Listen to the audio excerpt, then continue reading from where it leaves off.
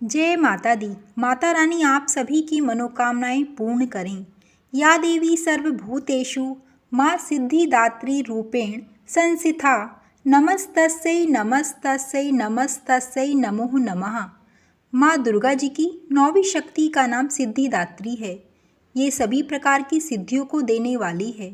नवरात्रि पूजन के 9वें दिन इनकी उपासना की जाती है।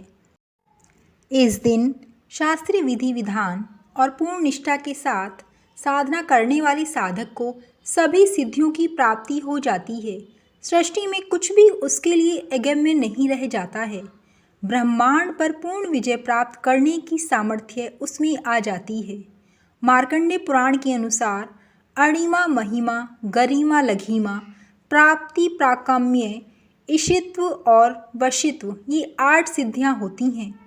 ब्रह्मा वैवर्त पुराण के श्री कृष्ण जन्म खंड में यह संख्या 18 बताई गई है। माँ सिद्धिदात्री भक्तों और साधकों को ये सभी सिद्धियां प्रदान करने में समर्थ हैं। देवी पुराण के अनुसार भगवान शिव ने इनकी कृपा से ही इन सिद्धियों को प्राप्त किया था। इनकी अनुकंपा से ही भगवान शिव का आधा शरीर देवी का हुआ था।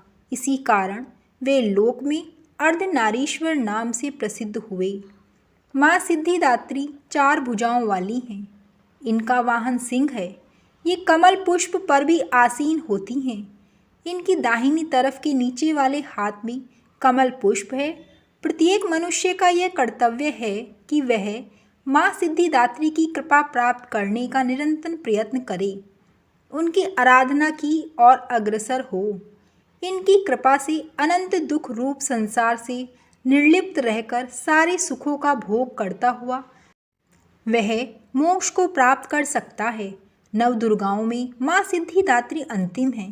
अन्य 8 दुर्गाओं की पूजा उपासना शास्त्रीय विधि विधान के अनुसार करते हुए भक्त दुर्गा पूजा के 9वें दिन इनकी उपासना में प्रवृत्त होते हैं।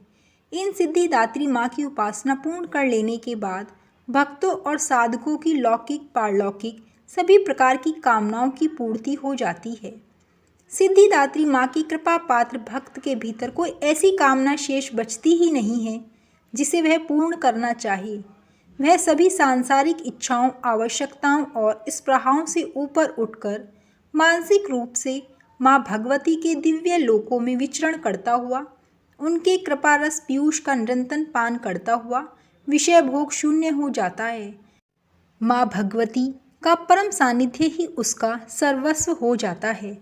इस परम पद को पाने के बाद उसे अन्य किसी भी वस्तु की आवश्यकता नहीं रह जाती।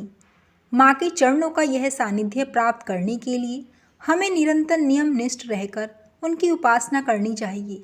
माँ भगवती का स्मरण, ध्यान, पूजन हमें इस संसार की असारता का बोध कराते हुए वास्तविक परम शांतिदायक अमृत पद की ओर ले जाने वाला है। आज के युग में इतना कठिन तप तो कोई नहीं कर सकता, लेकिन अपनी शक्ति अनुसार जब तब पूजा अर्चना कर कुछ तो माँ की कृपा का पात्र बनता ही है। प्रत्येक सर्वसाधारण के लिए आराधना योग्य यह श्लोक सरल और स्पष्ट है। माँ जगदम्बे की भक्ति पाने के लिए इसे कंठस्थ कर नवरात्रि में 9वीं के दिन इसका जाप करना चाहिए।